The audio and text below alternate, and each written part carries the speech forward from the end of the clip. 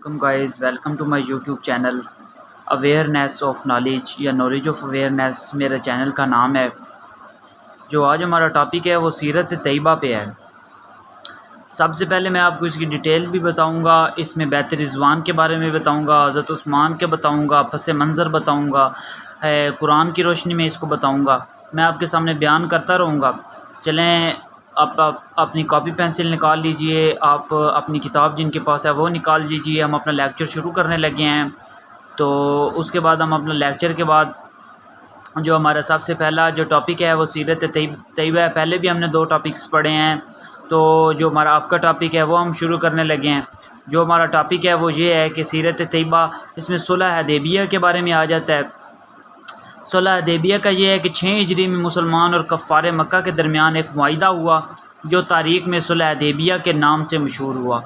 چونکہ یہ صلح حدیبیہ کے مقام پر ہوئی تھی، اس لیے اس کو صلح حدیبیہ کہتے ہیں۔ پس منظر، مسلمان جب سے ہجرت کر کے مدینہ منورہ آئے تھے، وہ کعبۃ اللہ کی زیارت کو نہ جا سکے تھے۔ ان کے دل طواف کعبہ کے لیے بے قرار تھے۔ حضور اکرم محمد مصطفیٰ صلی اللہ علیہ وسلم کا بھی ایسا ہی حال تھا۔ 6 ہجری میں آپ صلی اللہ علیہ وسلم نے خواب دیکھا کہ آپ صلی اللہ علیہ وسلم صحابہ اکرام کے ساتھ بیت اللہ کا طواف کر رہے تھے۔ آپ صلی اللہ علیہ وسلم نے صحابہ سے اس خواب کا ذکر فرمایا تو صحابہ بے حد خوش ہوئے۔ انہوں نے اسے غیبی اشارہ سمجھا اور فتح مکہ کی تیاریاں شروع کر دی۔ رسول اکرم محمد مصطفیٰ صلی اللہ علیہ وسلم نے مدینہ منورہ کے گرد و نواح کی مسلمان آبادیوں میں یہ اعلان کروا دیا کہ جو لوگ زیارت بیت اللہ کا شوق رکھتے تھے وہ آپ صلی اللہ علیہ وسلم کے ساتھ روانہ ہونے کی تیاریاں کر لیں۔ آپ صلی اللہ علیہ وسلم یکم ذی القعدہ 6 ہجری کو عمرے کے ارادے سے 14 صحابہ اکرام کے ساتھ مدینہ منورہ سے مکہ مکرمہ کی طرف روانہ ہوئے۔ چونکہ آپ صلی اللہ علیہ وسلم کا ارادہ خالصاً عمرہ کا تھا، اس لیے اعلان فرمایا کہ کوئی شخص مسلح نہ ہو، صرف تلوار ساتھ ہو اور وہ بھی نیام میں۔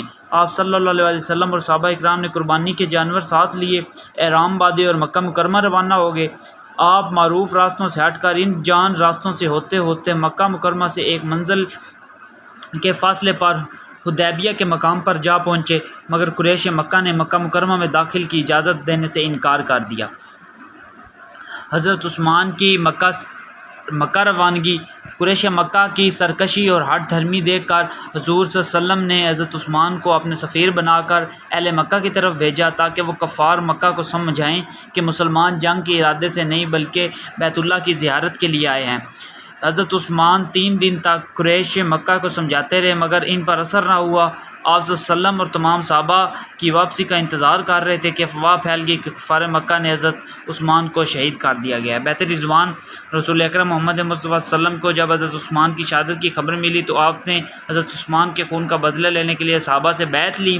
صحابہ اکرام نے انتہائی جوش و جذبے کے ساتھ بیعت کی۔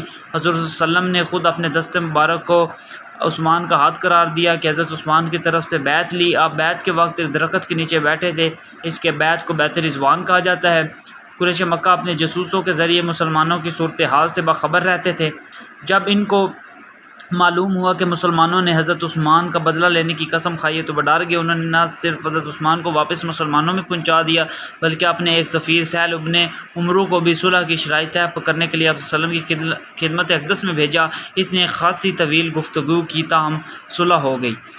اور اس آیت کا ذکر قرآن مجید میں آیا ہے، پیغمبر جہاں مومن تم سے درخت کے نیچے بیعت کر رہے تھے تو خدا ان سے خوش ہوا اور جو صادق و خلوص ان کے دلوں میں تھا تو وہ اس نے معلوم کر لیا۔ تو یہ ٹاپک جو ہمارا ہے یہ بیعت رضوان، صلح حدیبیہ اور سیرت طیبہ کے بارے میں، اس میں پس منظر ہے، بیعت رضوان ہے، حضرت عثمان کا کردار ہے۔ تو صلح حدیبیہ یہ 6 ہجری میں مسلمان اور کفار مکہ کے درمیان میں ہوئی۔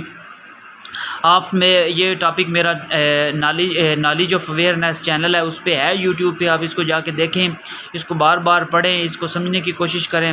تو امید کرتا ہوں یہ آپ کو سمجھ بھی آئے گا اور آپ اس کو کوشش کریں آپ سمجھنے کی۔ اللہ تعالیٰ آپ کا حامی و ناصر ہو اور آپ خوش رہیے اور کوشش کرتے رہیے، خوش رہیے، کوشش کرتے رہیے، پڑھیے لکھیے، اچھی طرح سے پڑھیں، اس کو بار بار پڑھیں اور پڑھنے کی کوشش کریں۔ اللہ تعالیٰ آپ کا حامی و ناصر ہو اور آپ کو ہر جگہ پہ کامیاب کرے. آپ کو پھر بھی کوئی چیز سمجھ نہیں آتی آپ کمنٹ سیکشن میں مجھے بتا دیں, اور آپ کمنٹ سیکشن میں مجھے بتا کے میرے سے بات کریں. اور اللہ حافظ.